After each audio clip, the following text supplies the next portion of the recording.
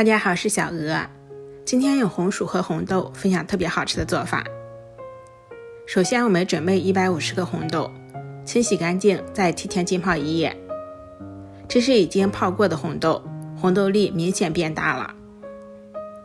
控干水分之后倒入锅中，再准备3个小红薯，洗净之后削去外皮。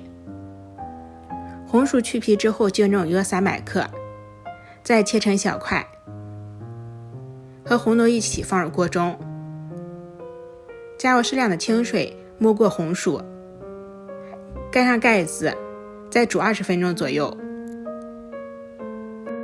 现在我们来开始和面，准备200克糯米粉，加入50克玉米粉。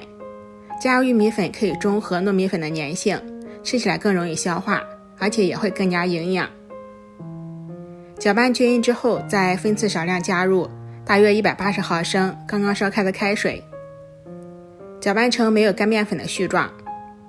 糯米粉烫一下会更容易消化，而且糯米面团也会更加的有韧性，更好揉面。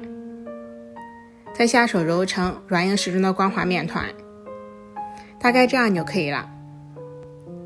盖上盖子，醒面备用。我们的红豆和红薯也已经煮熟了，煮好的红薯用勺子轻轻一插就碎了，红豆呢用手轻轻一捏就扁了。再用漏网把里面的水过滤出来，过滤好之后放入一个大碗中。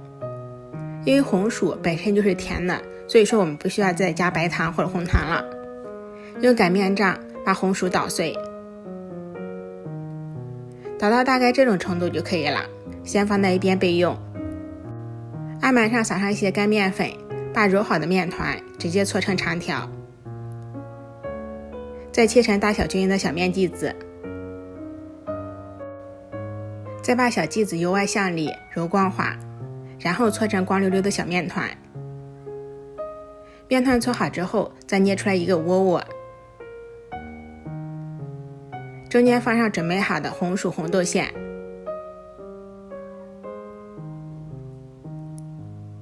再用虎口轻轻向上收拢，收口处捏严实，防止漏馅。包好之后再放在案板上，把它给轻轻的摔成一个正方体。这里由衷的建议大家尽量的做成2面的小圆饼，2个面煎起来会更加的简单、方便、快速。电饼铛预热刷油，放入做好的红豆糕，上面再刷上一层油，可以锁住水分，口感更柔软。